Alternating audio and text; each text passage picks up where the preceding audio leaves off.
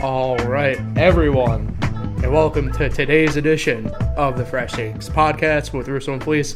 I, of course, am Paul Russo, and across from me, as always, the one, the only, Nick Felice. Nick, how are you doing today?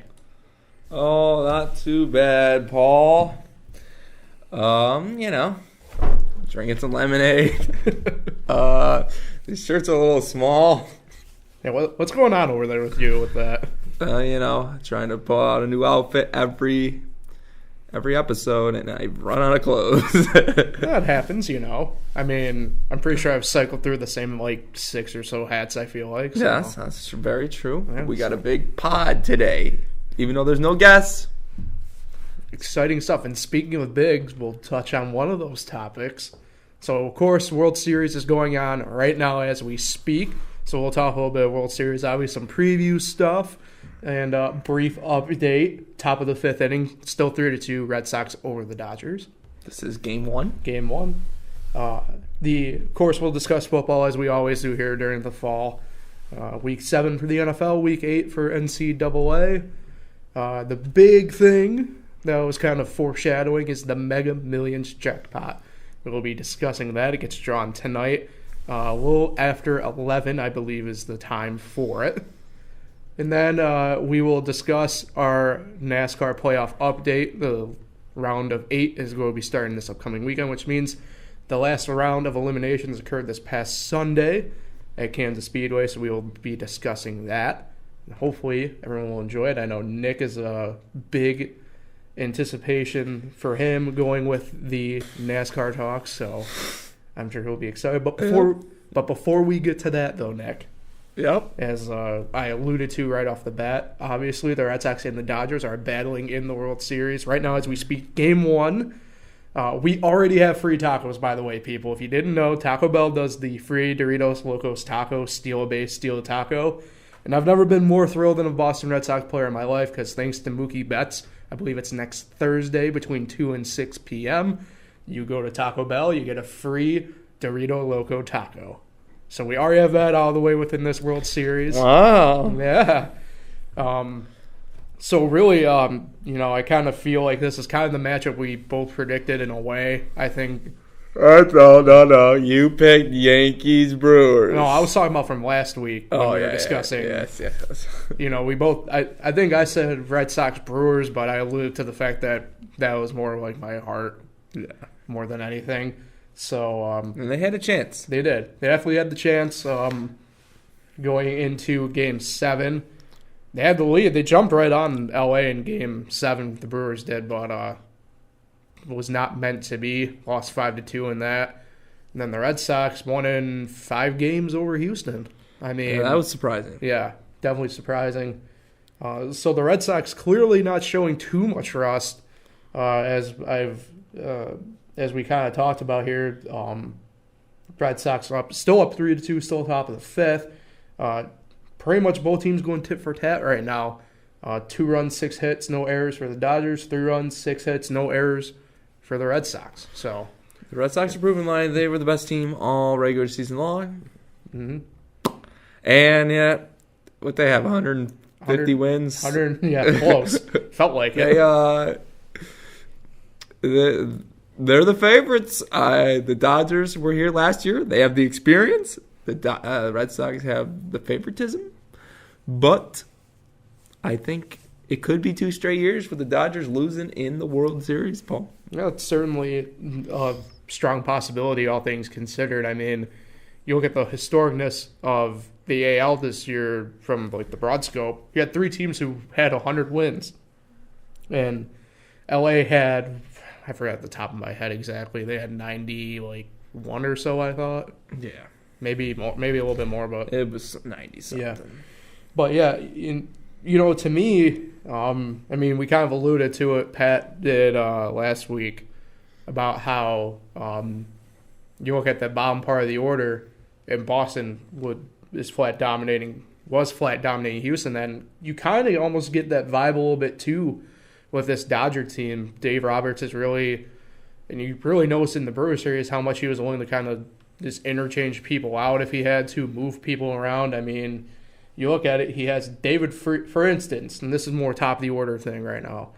You have David Freese playing first. He was more third base, I feel like, all year, at least when he was in Pittsburgh. Mm-hmm. And then got moved. He really a utility guy a little bit, but play a little first, but yeah. not the position you really associate with him. Yeah, he has him batting third and playing first, and he has, for instance, Kike Hernandez playing center field tonight. And mind you, it's a lefty versus lefty matchup. But David Freese likes the lefties. Yeah, but you don't have Bellinger in there, and you don't have Peterson in there either. So throwing a whole righty lineup. Yep. As well as he also doesn't, behind the dish, he's got Austin Barnes, who's really been probably the better catcher for the Dodgers all year, especially in the playoffs. But all things here, you really look at it, you'd probably say Yasmani Grandal is the better catcher. So really, in a sense, you almost feel like the Dodgers are kind of playing from behind anyway, in a way. But, yes. I don't know how you see that. I see the Red Sox have the better starting pitching, especially the way David Price looked in the ALCS. If he keeps that up, they got a great 1-2 punch. First ever playoff victory for him. I like the Red Sox. If the way they played Houston, wouldn't be surprised at all if they beat the Dodgers in 4 or 5. 4 would be really surprising, but 5 or 6. I mean, it's possible. That's where I like the Red Sox. And speaking of Bellinger's pinch hitting for Chris Taylor right now. So that's pretty interesting.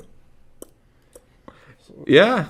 Sorry, Nick, I had to switch over. Yeah, I like the Red Sox. Sorry, Nick, I had to switch it over quick to the Red Sox because the reason why there's a pinch hitter is there's a new pitcher in the game for Boston in Matt Barnes, right-handed reliever. So Chris Sale done after 4 full innings of work. Do you think Barnes will strike out Barnes? Wow, that's trippy right there. Didn't anticipate you doing that to me. Well, if the righty's in, that means you may see Yasmani Grandal pinch hit. He's been a better right-handed pitching hitter than left-handed. Yes. Although, if you want to lose that defense, that's really key right now in the World Series. Do you run that risk? Game 1 sets the tone, really. Yes, it does. And I bet you there's some crazy stat where majority of the time, Game 1 winner wins the series. Yep. I do not have that stat. Neither do I. I'm just going to go out there. Yeah, Game 1 winner. They usually win the series. Yeah, I mean, you get we have a new score update. The Dodgers have knotted it up at 3 apiece. Not too sure what happened.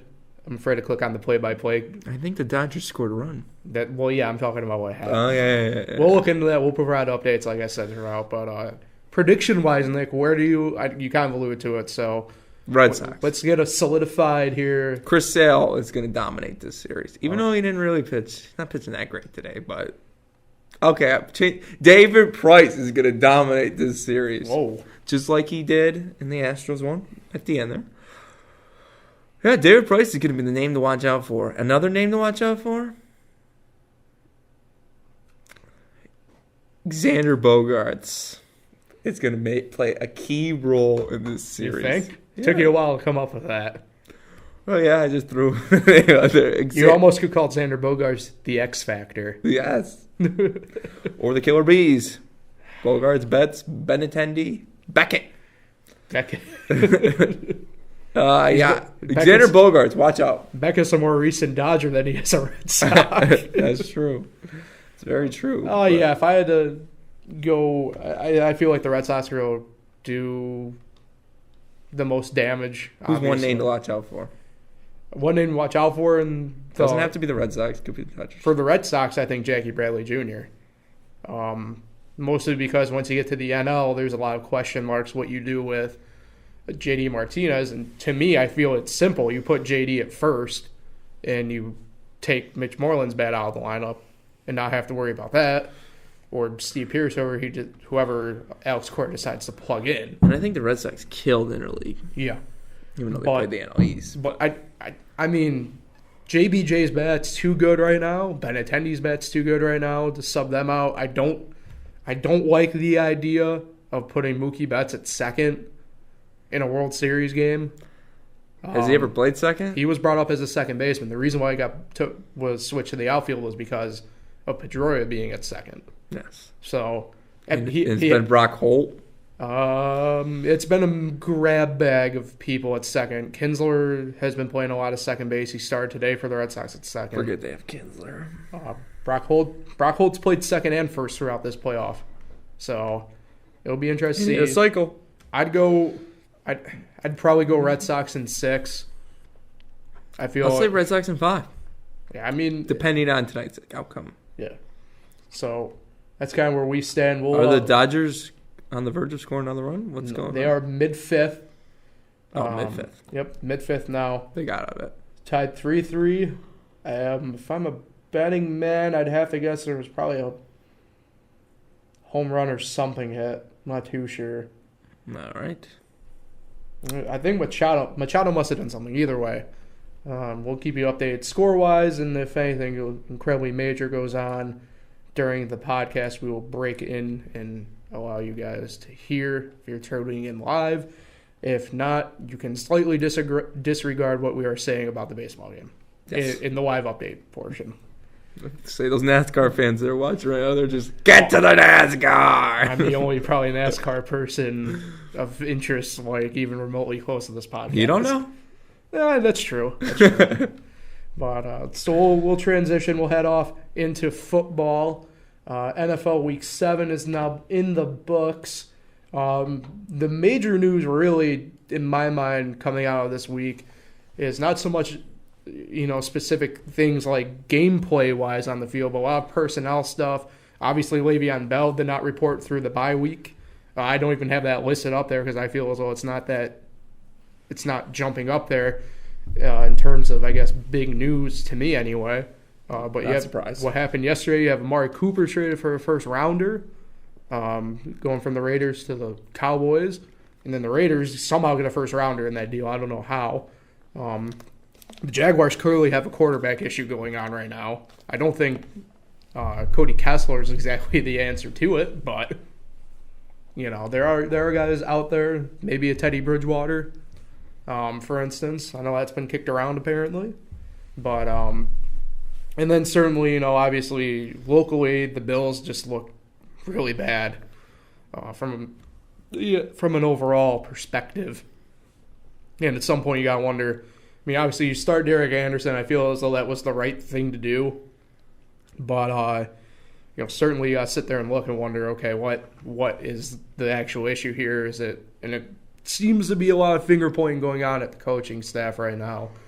What seems to be the deal? Because you don't just go from the playoff team that they were last year. Mind you, they weren't anything spectacular playoff-wise, but they made the playoffs, so it was a step in the right direction. And you kind of wonder, okay, what exactly went wrong? And to me, personnel-wise, you look at it, they shipped off a lot of, they shipped off a guy like Tyrod Taylor, who, okay, he's obviously not Tom Brady, but, you get a rookie quarterback in there, that's a guy you want to have as a mentor. He is a good quarterback to get, and you let him go. And then you have a whole entire deal with A.J. McCarron happen, and he's shipped off. And then you run the risk with Peterman here. Well, week 1, that's a disaster. Josh Allen plays good, gets hurt. And unfortunately, the way it's played out between Peterman and McDermott and how that has created a rift in the locker room. Now you have Derek Anderson in there who not really knowing the playbook. Obviously was with McDermott in a way in Carolina. But at the same time, they fed him right to the Wolves against it's certainly a Colts team that they could have and maybe should have beat. Looking at the Colts, Andrew Luck didn't look super great. Marlon Mack had a game of a lifetime, but, at the same token, this was a game the Bills needed to win and they didn't. So, Nick, I know you have your own team has some issues going on right now, but I am not a Giants fan anymore. Breaking news. Wow. I have moved fully into the whole Detroit Lions. I'm back on the Lions bandwagon. Even though the city's kind of scummy. But you ever been to Detroit? No. I would die. That's in Detroit. But Real quick question, Paul. Yeah. What is it? This year's first round pick the Cowboys got? It will be next. Well, I guess next year. Next year. The next draft. Whatever you look at, 2019 draft. Yeah. The next draft. That's a great deal for the Raiders. The Raiders. I cannot believe they did that. The Raiders now have 3 first-rounders in next year's draft. 3 first-rounders. 3 first-rounders. Who are the? Do you know the other ones? Obviously theirs, and I don't know who the other one would be.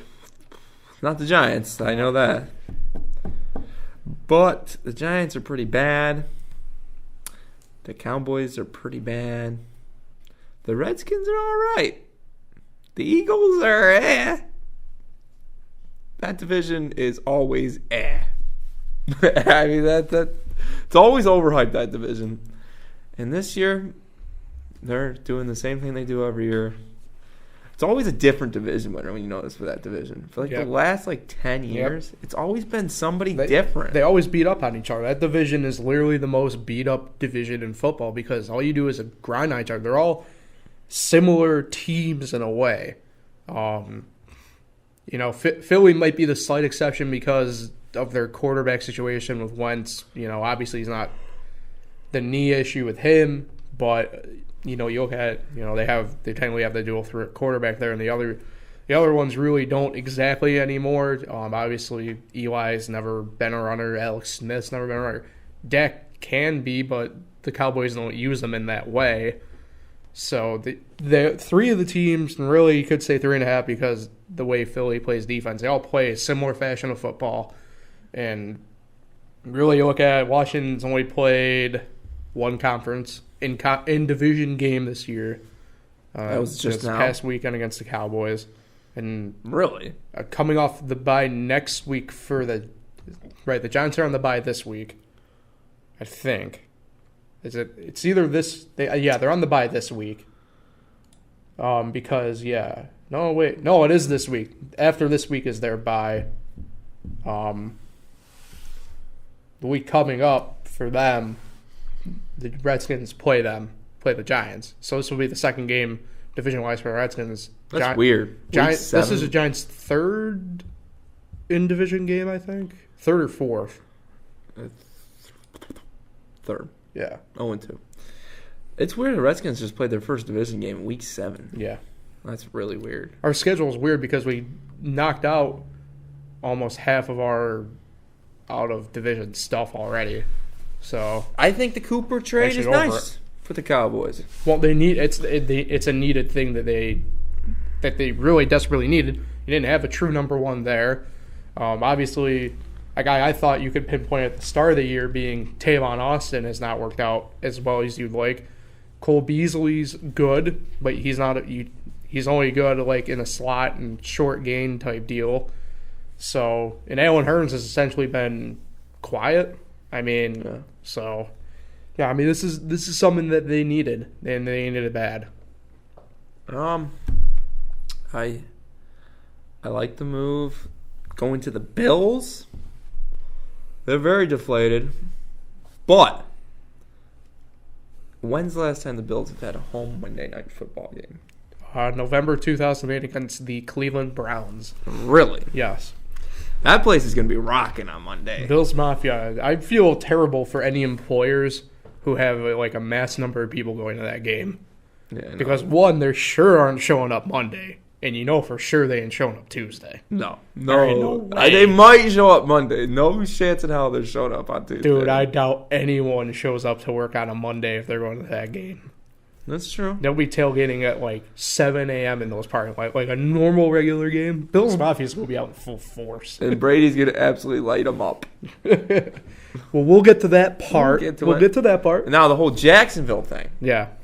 Because your boy, there's a lot of interesting, scenarios, apparently, that a lot of conspiracy theorists like talking about. Because Coughlin's there. Marone's there. Yes. Marone had some ties to the Giants. Obviously, Tom Coughlin does. Yeah. And apparently, everyone's still talking about this possibility of Eli going to Jacksonville for a year. I really do. I think Eli would be good with a decent offensive line. Well, that line ain't helping out Bortles, so that's the issue. No. And even then, Bortles is being Bortles. Bortles is back to being the Bortles we knew for the past how many years before last year? So, Yeah. But going to their situation right now, not talking about any quarterback that they have to acquire. Who's the guy QB in the second half there? Cody Kessler, Yes. former Cleveland Brown. No Cody Kessler. I think you got to stick with Bortles until you get a new quarterback. Yeah. Well, no, I think. I agree with you on that one. You can't switch now. No. Cody Kessler is not the answer. Well, yeah, I mean, you can switch now, but is Kessler the answer? The answer is no. No. This is a guy who hasn't won an NFL game yet. No. So, not when you play for Cleveland and Yeah. Jacksonville until last year. mm-hmm. Yeah, but I think you stick with Bortles. Go after Eli. Give it a shot. I think the Giants need to move on. I think it's time. Even my dad said that this morning. He's a big Giants fan. It's time to move on. Well, you could kind of see the writing on the wall really the past couple of years with Eli. He's gotten slower on.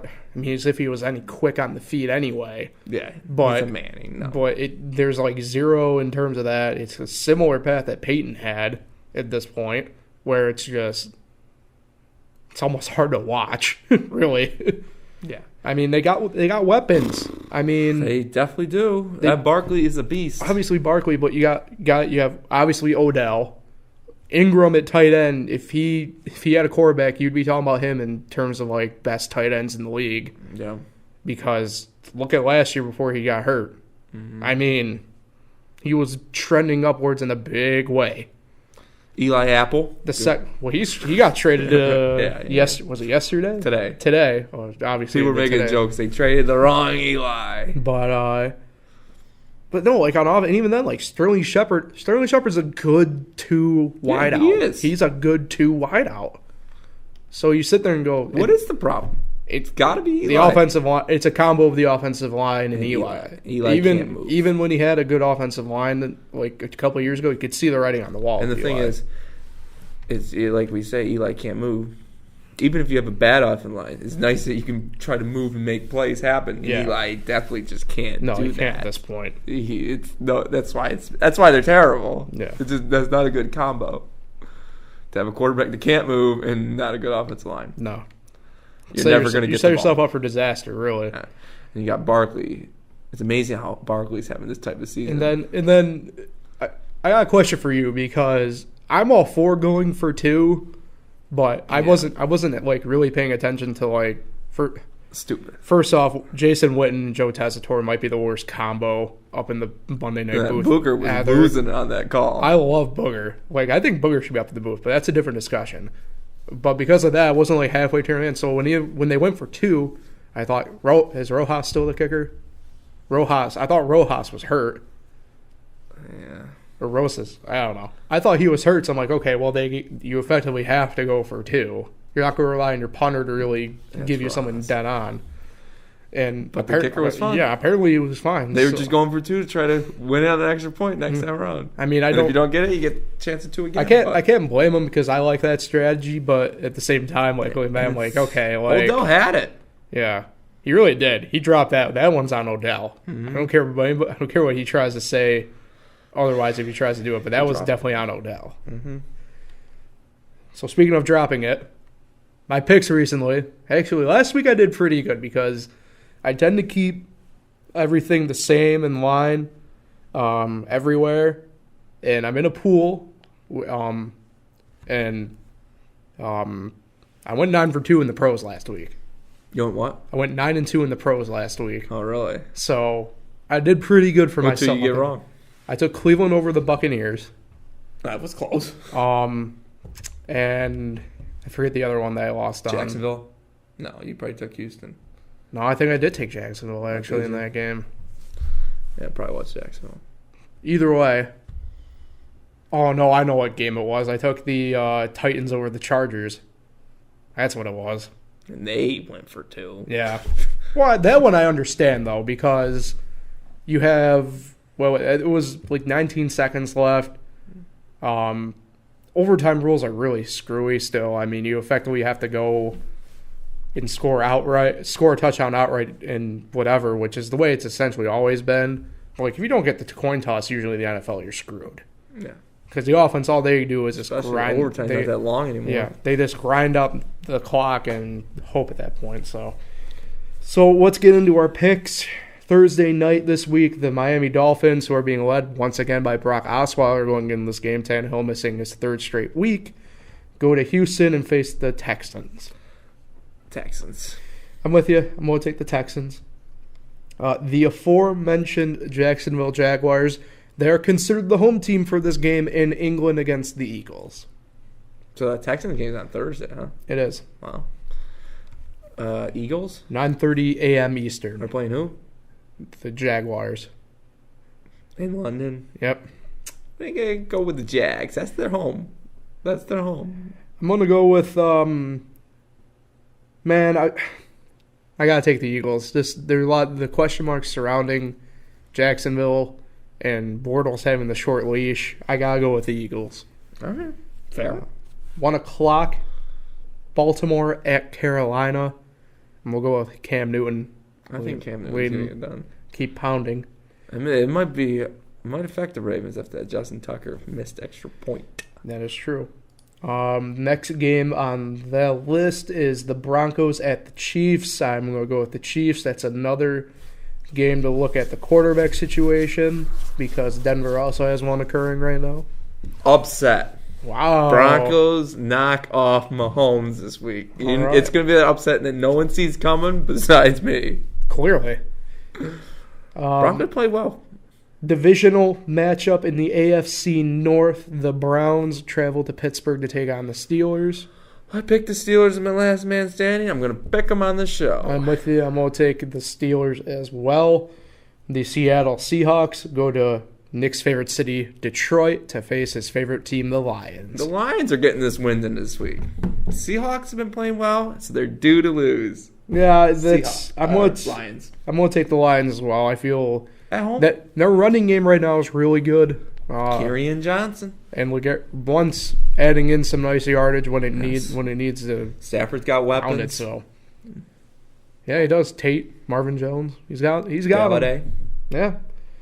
The Buccaneers travel to Cincinnati to face the Bengals. The Cincinnati team is pretty much what I've been trying to explain to people is why are you buying into them? Who's Bengals playing? The Buccaneers. Bucks. Bengals are going to win this game. The Bucks are pretty bad after that 2-1 So are the Bengals, though. I don't think people realize how bad the Bengals actually are. That's right. The Bucks did win last week. This one's I'm gonna go with the Bengals only because it's in North. You're not a Bengals guy. I'm not a Bengals guy, but I'm going with them. It's in North. I mean, the Buccaneers have to travel north. Go get yourself a Dalton jersey. No. TJ Houshmandzadeh. There you go. The Jets go to Chicago to face the Bears. I'll go with the Bears. That Bears-Patriots game was pretty exciting at the end there. Yeah, it was. I got to go with the Bears here as well. Bear down. Our matchup, the Felice versus Russo Bowl. My Redskins travel to the Meadowlands to face the Giants. What are you picking? I'm going to go with Washington. I'm going to go with Giants. I mean, I wouldn't expect it any other way on that one. I don't even know why we picked. I mean, I do. I mean, we kind of have to. It's for the audience. It's for the viewer. We do it for you. I picked the Giants, and he picks the Redskins. Shocking development. The Colts travel to Oakland to face the Raiders, the first 4 o'clock game of the weekend. I got the Raiders at home here. Yeah, I'm going to agree with you on that one. I feel like Derek. Long way for the Colts. I feel like with all the stuff going on in Oakland right now, Derek Carr is kind of up in the air about whether or not he's got. I mean, it's kind of weird saying this. It's kind of weird whether or not he still has that control aspect that the quarterback usually has on that team. Yeah. So, I feel like they'll win. So I'm with you. 49ers at the Cardinals, 425 game. This is a don't know why. Give me the Cardinals. I like the Cardinals too. I mean, I just look that game is just going to be bad. I don't know. Just give me the Cardinals. I'll take the Cardinals. The Packers at the Rams. Presumably that would be Fox's game, America's game of the week. More than likely. Yep. I will go with the Rams. It's in LA. I'm liking it. Give me the Rams. Oh, I thought you were about to say that bad. I was thinking about You're thinking about that bad man, Aaron Rodgers. No, give me the Rams. Packers aren't that good this year. Sunday Night Football rematch of the NFC divisional game last year that had everybody on the edge of their seats. I want to make sure I get it right. Saints are at Minnesota. I thought it was the other way around. No, so that's where the game was. Yep. This one's a tough game to pick. It really is. I'm gonna go with the home team though. Skull, give me the Vikings. Why? We haven't had any. Why? I mean, why, Paul? Do you Thielen. not know Drew Brees is the all-time touchdown guy? that's your logic on that one. Passing yards guy. Soon to be touchdowns. Kamara. Michael Thomas. What's his name? Mark Ingram. Mark Ingram. There's just too many weapons on the Saints this year, Paul. Speaking of weapons, I have to break in and have a score update of the World Series. End of the fifth inning. Dodgers 3, Red Sox 5. We have a new score in Boston. Back to the Saints. Sorry. Thanks for the score update. The score update is brought to you by Poland Springs. We know it's not. Back to the Saints. The Saints are going to win this game pretty handily because Alvin Kamara is going to score 3 touchdowns. Kamara. He's going to do it. 3 touchdowns for my fantasy squad. Yeah, that's really the only reason I have, but if you want to go Vikings, go Vikings. Well, I am going Vikings. And then we kind of already alluded to it. Monday Night Football is in Buffalo. Yes. Well, technically Orchard Park, but, you know. We The Patriots, Bills, give me the Patriots. Give me the Bills. Why? I think I'm so intrigued Buffalo by this. is going to be absolutely crazy at that game. I like the Bills winning this game in a high-scoring affair. 34-33. A Dan Carpenter game-winning field goal. Oh, wait, he's not the kicker. Steven Hauschka game-winning field goal. Steven Hauschka Burger. Game-winning field goal. Buffalo storms the field. Tons of guys arrested after the game. I don't think you storm the field in pro sports like that anymore. Oh, they're gonna. Tom Brady has himself a game, but not the defense. The defense is not gonna have a game. All right. Yeah. So we'll shift gears into the other football to discuss, and that is obviously the NCAA. And Week 8, Cuse back on track. They got to win. However, they have a little bit of a quarterback controversy, to say the least, going on right now. So they play NC State in prime time on Saturday. Nick, both me and you will be there. Yes. It will be exciting. We have box seats. We don't have box seats.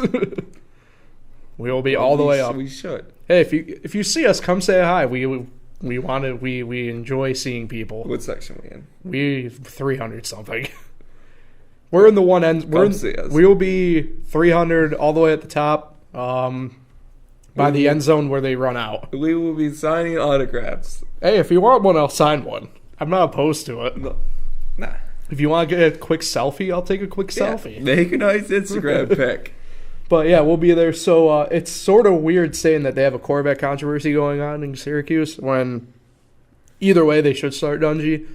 But he, the past couple of weeks, admittedly, with games between the play calling and his actual play, certainly some questions of whether or not you should play him or DeVito. Tommy DeVito is a really great young quarterback. A guy who, it's really, like I said, this whole entire Syracuse season's been kind of weird. First season where I've had extreme hope with this team. First season where I've been disappointed in this team. And I kind of see this as a first for me with them. It's really weird knowing that we can move from one quarterback to another and not feel too worried about it. So, obviously, I know you probably don't know too much about that, Nick. So, if you have anything to chime in with, go ahead and chime in. If not, I understand. I think definitely Syracuse understand on that one. Is bowl potential. Well, this is a big game because they're 5-2. This primetime game, if they beat NC State, the Dome's going to be wild. They'll be 6-2. That makes them bowl eligible for the first time since 2013. Wow. When Naspet was a quarterback. No, that was the year after Nassib. Now, going back to the first podcast. Yes. When you were breaking down the schedule. Yes. Was NC State one of the losses you said it was going to happen? I said NC State had the possibility to be one of the losses. I thought for sure they'd beat them no problem anyway. Pittsburgh was not. Pittsburgh definitely wasn't. But I did say that they're going to end up tripping up on a game that they should win.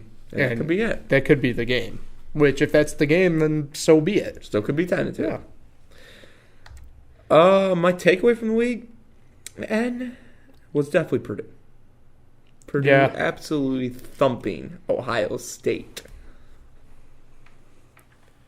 Yeah, I figured you will have something else there, but yeah. That was. I mean, you're talking about silence going on at Ohio State. I mean, but they're gonna have a chance. If they beat Michigan and win the Big Ten, they'll be in the conversation. Well, here's stupid. Here's the issue with that is if they end up beating Michigan. That gives Michigan 2 losses. Yes. So that gives Michigan 2 losses. They're done. I mean, Ohio State's at 11 right now. They dropped to 11 in the rankings. That's tough to dig a hole out of right now in this time of year. It doesn't matter if you win the conference or not. Yeah. I mean, obviously, we know the way this playoff committee is going to go. If I'm voting, I'm not voting Ohio State. No. Especially after I lost to Purdue. No. So, and then the other big stuff, like Bama and Clemson simply cruised the wins. I mean, I don't know other way really to put it. I don't think Clemson's going to lose a game. I think they until the playoffs. No, yeah. I mean, it's hard to say. I mean, I don't even think they'll end up losing the ACC championship game to Miami. I can't see it. Miami's not as great as we thought they were going to be. They got their own quarterback. Seems as though the football theme of the week really is like quarterback controversies because Miami has their own going on right now. Yeah. With I think 13-0 is definitely very, very likely for the Clemson Tigers. Yeah. So certainly a possibility. Now, the LSU-Alabama game. Mm-hmm. That's going to be a thriller. When do they play? This weekend. By next week. So let me take a quick look here. That's right. They both got a bye this week. Next week. Nice. Stay tuned. Alabama travels to LSU.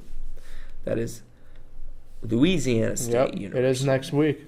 Next week. Next week. So Louisiana State University. Good job, Nick. So looking at the games ahead for this week for college football, obviously Syracuse playing in prime time. The other major games of the week, Florida and Georgia face off in the Mocktail Bowl, as they enjoy calling it. They play at I don't know what the naming rights of that stadium in Jacksonville is anymore. It's turned over by like 15 different banks, I feel like. Mm-hmm. Does Clemson play this week? Clemson does. They go to Florida State. Other big games. Your Notre Dame, they should handle Navy pretty easily, I think. Though. In San Diego? Yeah. You never know so, with that Navy offense. Yeah. Looking at it, you have Penn State going to Iowa. Washington State goes to Stanford. Notre Dame should not take Navy lightly. No.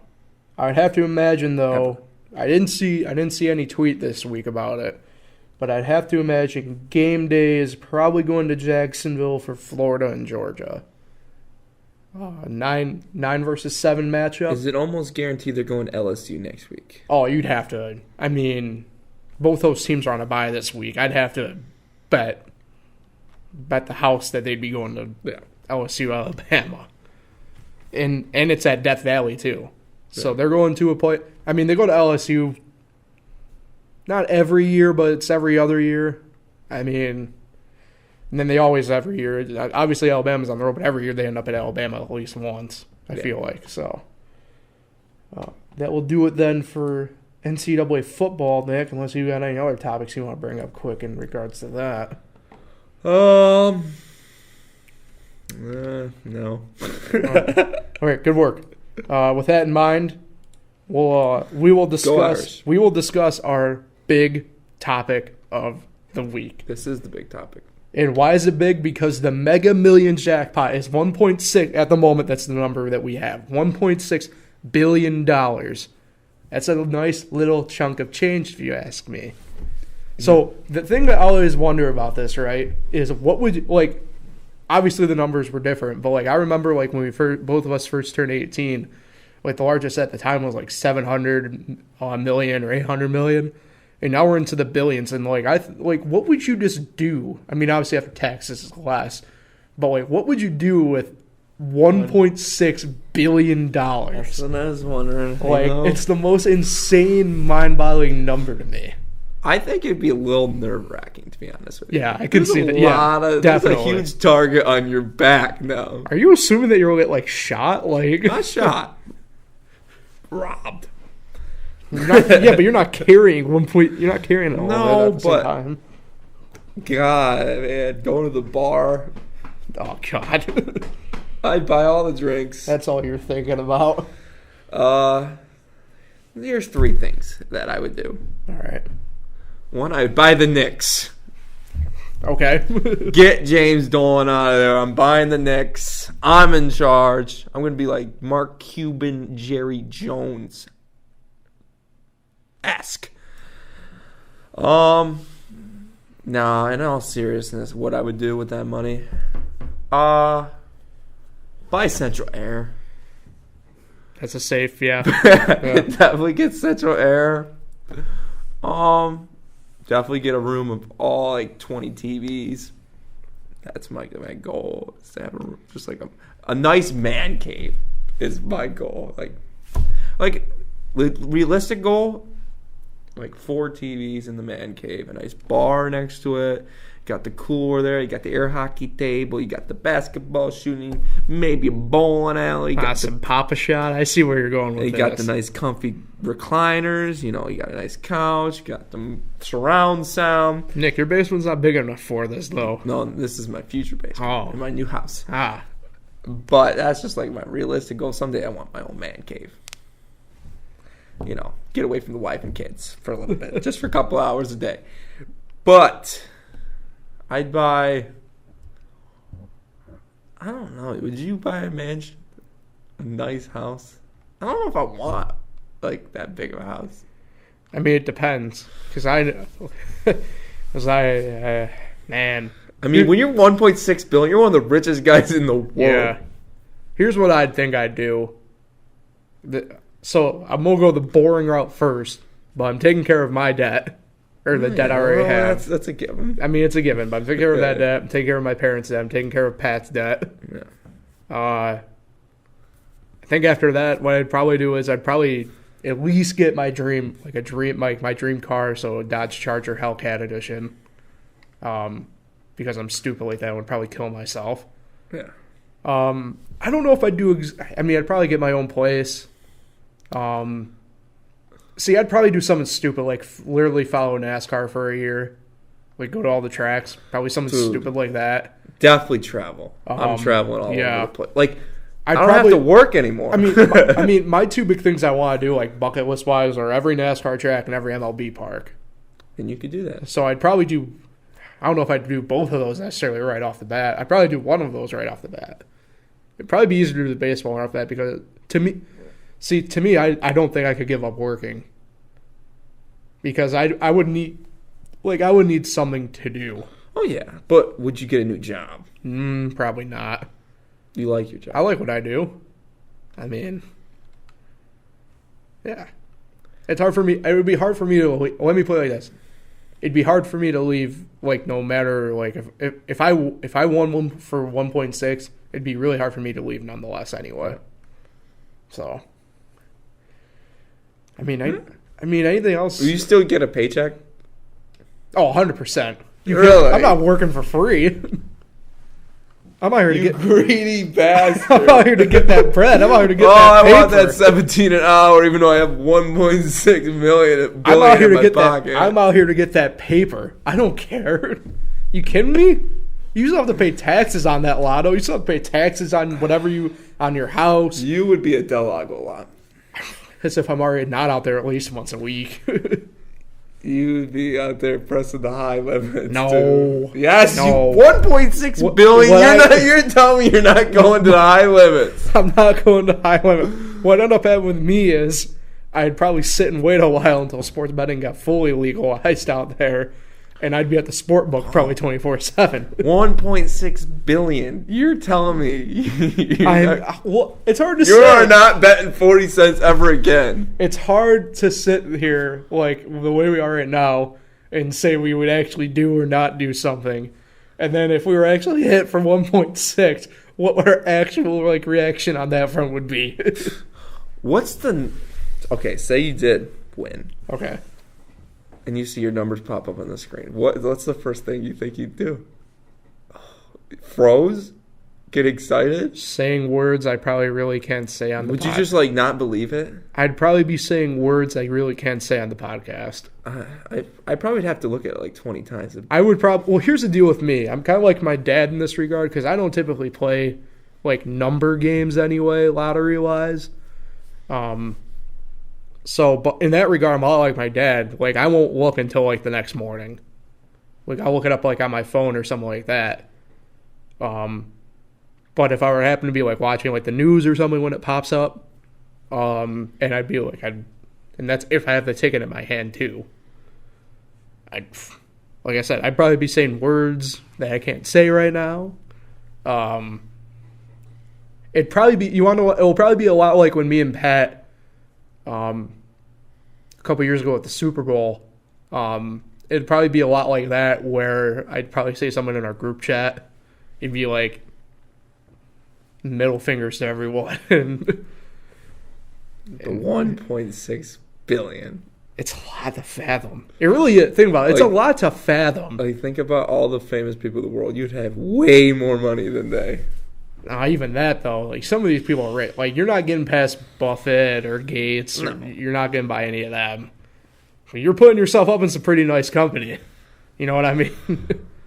Not to worry about money at all. See, my thing is I'd concern myself with not being one of those weirdos that you see on the E-True stories who here's Jeff, he won $100 million on the lottery and now he's a drug addict. I'm not about that life. No. But you just don't know. You don't know what it's like to have 1.6 billion. You're right, I don't know. And I probably won't ever know. No. All right, but so how does it work? It's 5 numbers? Yeah, it's 5. Well, technically 6, but the final number is the mega ball or whatever it's called. So let's pick 6 numbers right now on the show. Okay. We're not really betting, but what if we win with these numbers? For entertainment purposes only. What's the max number? Of what? That I could do. 6. No, you know. What is it, 50? I think it's 80 or something like that. I don't need any higher than 80. I'm going to pick... Yeah, it's 14. It's 80. 14. 28. Okay. 10. Interesting. 5. Okay. 18. Okay. And the money, 21. Okay, so for me, I'm going to go with 3, 16, 32. Okay, that's 3. 44, 77, and for the power whatever, the mega ball, 1. 1. Yes. Any reason? No. Mine favorite number is 21. Look, birthday 14. Look, as I always say, your better shot's not even picking numbers. Your better shot's is going up to the machine where you do the quick draw on it, because the machine's drawing the numbers anyway. Yeah. I mean, you're better off going about it that way. I mean, now imagine if those numbers win. How pissed. It's coming up here. 10 minutes? Give or take. So, hopefully, good. If you played, good luck. We are rooting for you to a degree. Because if not, I'm definitely for sure playing on Friday if it doesn't get hit, because we're talking for sure probably somewhere north of the $2 billion mark. Yes. So we're definitely going to play it if it gets good luck. Good luck to everyone playing. If you win, we'll see you on the other side. That in mind, we will switch gears to the last topic. Speaking of gears, nice pun. NASCAR playoffs round of 8 starts this Sunday at Martinsville Speedway in Virginia. But before we got there, the past 3 races in the round of 12 occurred at, let me get this right here. You had the Talladega Super Speedway to start off. Really great.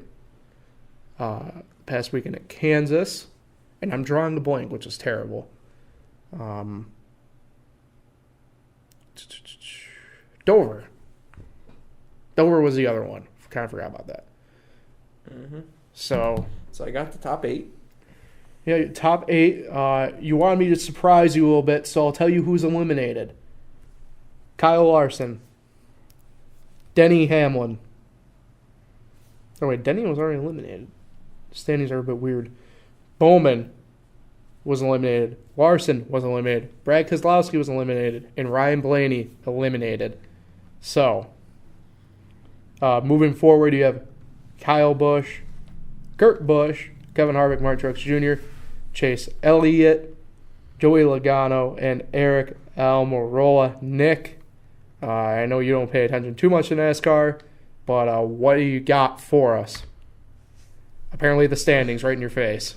I don't know if you can see it. Kyle Busch is in the lead. Yes. Martin Truex Jr. is defending champion. Yes. When's the last time we've had a defending champion in NASCAR? Jimmy Johnson. And Jimmy Johnson is eliminated. That is true. But there's a new sheriff in town, and his name is Martin Truex Jr. Oh, God. And I like his chances getting to the Final Four. I like Kevin Harvick's chances to get to the Final Four. I like Kyle Busch's chances to get to the Final Four. And wild card, out of nowhere, a Marcus Almirola. It's Eric. Eric Almirola comes out of the 8 spot and jumps in to the number 3 spot because Kevin Harvick takes a step back. Kevin Harvick, Almirola, Truex, Busch. All right, so with that in mind then, I'm going to go with Kevin Harvick. Chase Elliott's good. I'm on Kevin Harvick. I'm on Chase Elliott. Chase Elliott is on a roll recently. I'm also going to go with, so I have Harvick, I have Elliott. I'm going to go with Kyle Busch, and I'm going to go with Kurt Busch. Ugh. For my Final Four. I do like Elliott. So. You know, changing it. Kevin Harvick misses it. Elliott finishes in 4th place, going into the final race. All right. So that is our NASCAR analyst, NASCAR analytics, whatever overview. We'll talk to you guys in 3 weeks for the championship race of it. A little preview. Yeah, I will say this: Talladega was really boring. First boring Talladega race in a while. This was terrible. No passing. The aero package is terrible. I'm preaching to the choir. The overall. Isn't that where they get crashes a lot? Yes, it is where they get crashes. And there wasn't that many. No. Well, not so much of that. But, how many were there? Man, there wasn't even like a big one. You know. But it is what it is. There was probably maybe 2 or 3, if that. So, with that, it takes us to the end of our show, or end of our podcast for today.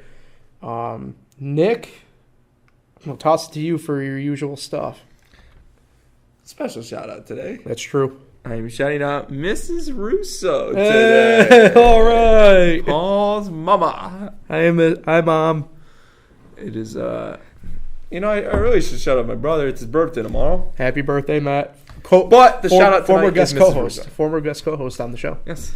We need to bring him back. Eventually. Our West Coast sports expert. Yeah. We're getting second pat.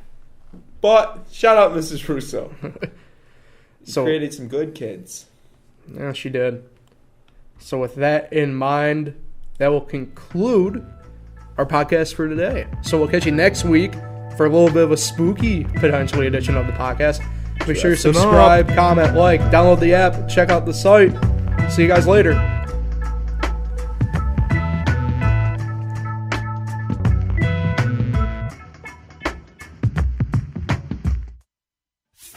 takes one touch.